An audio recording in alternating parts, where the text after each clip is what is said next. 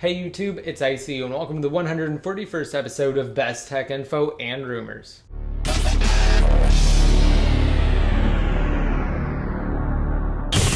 Alright, and to start off, a Japanese blog recently publicized a pair of interesting articles that were found in the Economic Times, which is a Taiwanese newspaper, that address the much rumored Apple smartwatch.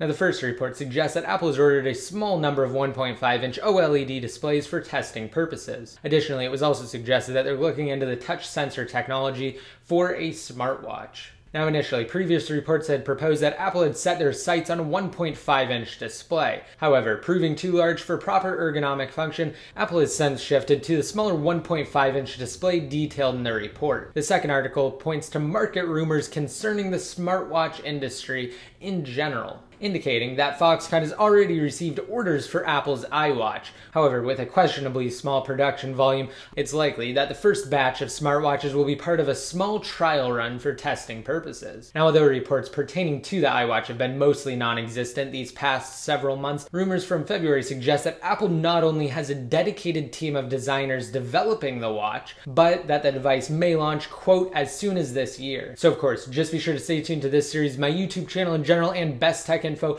I'll keep you guys fully covered on any and all interesting rumors related to Apple's post-PC smartwatch. Next up, earlier this week on Tuesday, Microsoft held a special event to announce their next generation Xbox and new Kinect hardware. Now, while most people believe that Microsoft would call the next Xbox the Xbox 720, rumors suggested that the third generation console would be dubbed Xbox Infinity. Well, both accounts were wrong, seeing as Microsoft officially announced that the next Xbox will be called the Xbox One. So, in an approach to unify customers' television, set-top boxes, and other components, the next Xbox was portrayed during Microsoft's unveiling event as the unifying, all-in-one component that solves unnecessary clutter and entertainment fragmentation. So, when viewed in that context, it's no wonder that Microsoft named the next console the Xbox One. Now, from a specification standpoint, the Xbox One is fully equipped to go head-to-head with Sony and their upcoming next-generation PlayStation 4 console. Microsoft's Xbox One will feature an 8-core processor, 8 GB of system memory,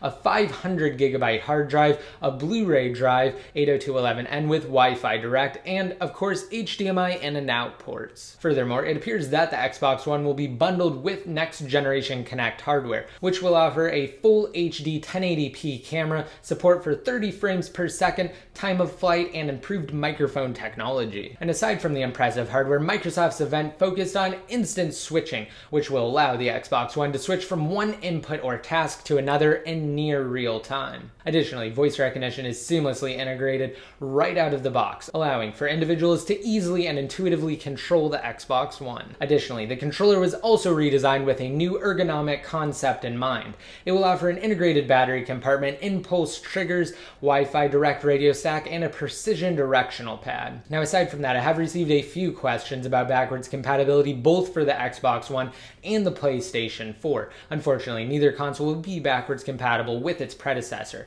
It has to do with the system architecture and the varying operating systems that run on the new consoles. Backwards compatibility in this case would require emulation, which just isn't really a possibility. Technically speaking, you would be able to play previous titles through something like game streaming, so we'll just have to see whether or not Microsoft or Sony wants to actually take that on. Moving on, earlier this week I also released a new comparison video between the iPhone 5 and Samsung's all-new Galaxy S4 flagship smartphone. So yes, I did do a previous comparison about 3 weeks ago, but if you guys want to see my new comparison where I go over different points and I actually go into different aspects of the phones and which features I personally like best about both of the phones, just be sure to check out that video. I'll have a link to it down below in the more info. Alright, next, Apple recently published a new television advertisement for the iPhone 5 on their official YouTube channel. Apple's latest ad, dubbed Music Every Day, highlights one of the key selling points of the original iPhone, its ability to play music. In Apple's latest ad style, Music Every Day is part of a campaign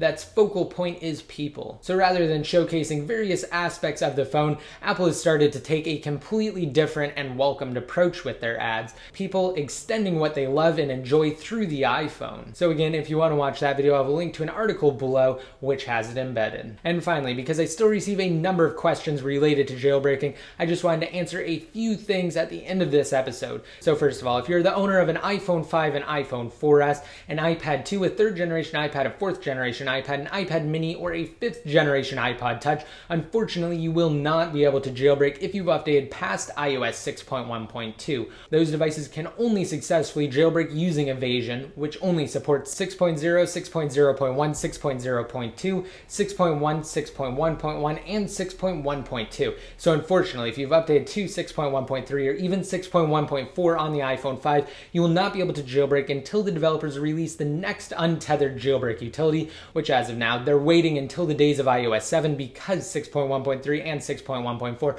aren't substantial enough updates to warrant the use of new exploits and vulnerabilities that would inevitably be patched by another simple and minor release by Apple. However, if you have an iPhone 4, an iPhone 3GS, or a 4th generation iPod Touch, you will be able to successfully jailbreak on 6.1.3 using a simple red snow workaround. Now all of this and more, such as the difference between tethered and untethered, is detailed in one of my recent videos, which I will also have a link to below. Alright, and before I conclude, I wanted to say that I did randomly select a winner for my $100 Amazon gift card giveaway, and now I'm holding a new one. So now here's another chance to win a $100 Amazon gift card. Just be sure to rate this video up and hit that subscribe button to be notified every time I release new videos, and be sure to leave a relevant comment down below in the comment section. Once your comment's posted, you'll be automatically entered to win. And if you don't know what to leave in the comment section, try answering the question of the day. Which console would you guys prefer and why? Microsoft's Xbox One or Sony's PlayStation 4? Again, just be sure to let me know in the comment section or on Best Tech Info. And to be updated more often, just be sure to like me on Facebook, follow me on Twitter, and add me in one of your circles inside of Google+. And until next time, this is ACU signing out.